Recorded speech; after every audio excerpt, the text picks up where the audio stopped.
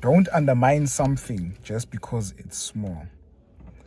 Don't undermine something just because it's small. I was at a church I was preaching at today, and it's a very, very small congregation. They're just starting out. I'm sure there were no more than probably 15 people there, probably even less.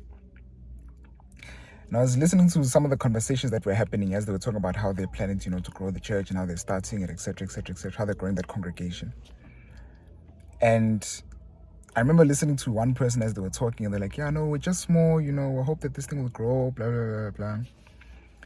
And I appreciated the initiative, to try to start something like that. They saw an opportunity and saw, a place where they could, grow the congregation. And as I listened to the person talk, there was a sense of reservation about the fact that in as much as they're starting out this thing, it's still quite small at the moment. And they were being apologetic about the fact that it's small, almost to say that, it being small is something to be, sorry about or apologetic about. And in my mind, as I'm listening to them talk, I'm thinking to myself, you don't realize just how powerful what you've started is, because you're able to, if you think about the end results thereof, what this could be, you start seeing that as small as it is, it's not insignificant. There's a text in Zechariah chapter 4, verse 10, that says, don't despise the day of small beginnings. I'm sure it's, the popular text. That word despise, we tend to misunderstand it in our modern, use of the term, because we think despise means to hate something. Whereas the way that it's used in the Old English, to despise means to undermine or look lightly on something. Right? So when in the New Testament it says, let no man despise you for your youth, it's the idea that let no man look down upon you or, undermine you because of your youth. And even in that text in Zechariah, the use of the term don't despise the day of small beginnings, the idea that don't undermine something because it's small. We tend to undermine small things because we don't see just how big they are or could be. But in God's eyes, because God sees the scope of time all at once, God sees time as though, as a map. When you're looking at a GPS on a map, you see the starting point and the end point, and you see everywhere along the journey. That's how God sees time, that he sees the end from the beginning, And so he's able to see something that's small, but see its ultimate end in his, mind at the same time, because he sees the end from the beginning, and from ancient times, the things which are not yet past. That's what it says in Isaiah. So God has the privilege that we don't have, in that he sees the end of something while it's still at its very beginning. But we have to take it by faith that when something is still small, that it has an end goal that is far bigger than what it is. If you think about a seed is a tiny little thing, but contained in the seed is the actual tree and all the fruits that it will bear. It's a real thing, but it's not yet fully manifest because right now it's still in the condition of a seed. But just because it's in the seed, it cannot be taken away from the fact that in it contains a tree. So that even though it's small, what it has in it is the potential of being something that is massively big, far bigger than what it currently is in its current state. And that's the point, that if someone were to think, no, but I just have a seed, it's so small and so insignificant, why should I even plant it because it's so small? Would tend to look down upon that person, because realize that no, just because it's small doesn't mean it lacks potential, right? Its size doesn't take away from what it can be. So don't undermine it just because it's small.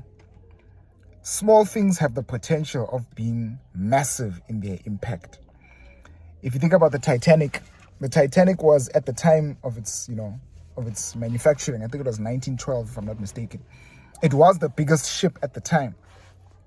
And it was traveling from Europe to America, right?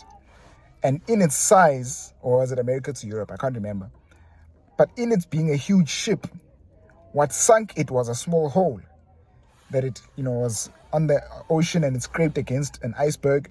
And that small hole became an avenue through which water can come in. And that small hole, as water came in through that very small hole, eventually sunk the ship. And it's the idea that small things, or a small hole, a small cavity can sink a big ship.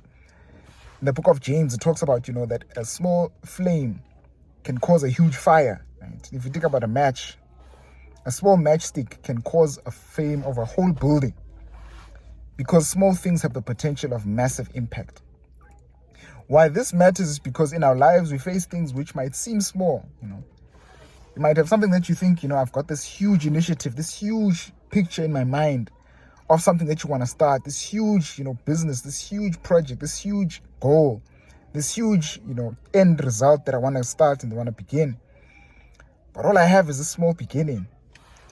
And it's easy to undermine the realness of the end result because of the fact that it's just a small beginning. But the text says, don't undermine the day of small beginnings. Don't despise the day of small beginnings.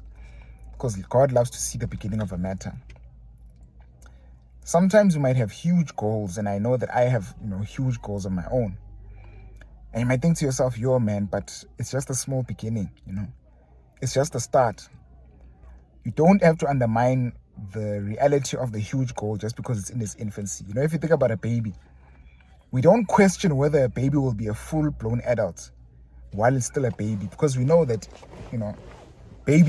adults start out as babies, and end or big things at their ultimate end have always started out as small, typically start out as small. There's a relationship between the small thing that you have and the end goal, and that's just faith and action. That the baby, for it to become the grown adults that it will eventually be, what's required right now is faith that will happen, and daily action of nurturing, growing, taking care of, watching after the baby so that the baby grows to become the adult that it will be. Likewise with the tree, that the relationship between the small seed and the ultimate tree or the harvest is just faith and action. Say that I believe that this tree will yield a tree, this seed will yield a tree, and for the time being, I must then daily water it, daily nurture it, daily cultivate it, so that it can become what it eventually has to be. The relationship between the small stage which you are at now and the huge end goal that you have in mind is just faith and action. Faith that it will be what it will be, and daily consistent action in investing the resources and the means and the energy necessary for that thing to become the thing that it will be. Sometimes you can undermine the day of small beginnings and even be tempted to throw it away entirely just because, it's so big that I have it in mind, but the seed is so small. Whereas the solution is really just faith and action. Consistent faith, consistent action, and never giving up. Never undermine the day of small beginnings. It might be relevant for you and I in various areas, that there might be things where you're like, this is just so small at the moment, but you have such big goals in mind. Don't undermine the day of small beginnings. But in the meantime, invest faith and action so that it'll become a reality. Hope this will be valuable to you, and we'll see each other on the other side. Much love.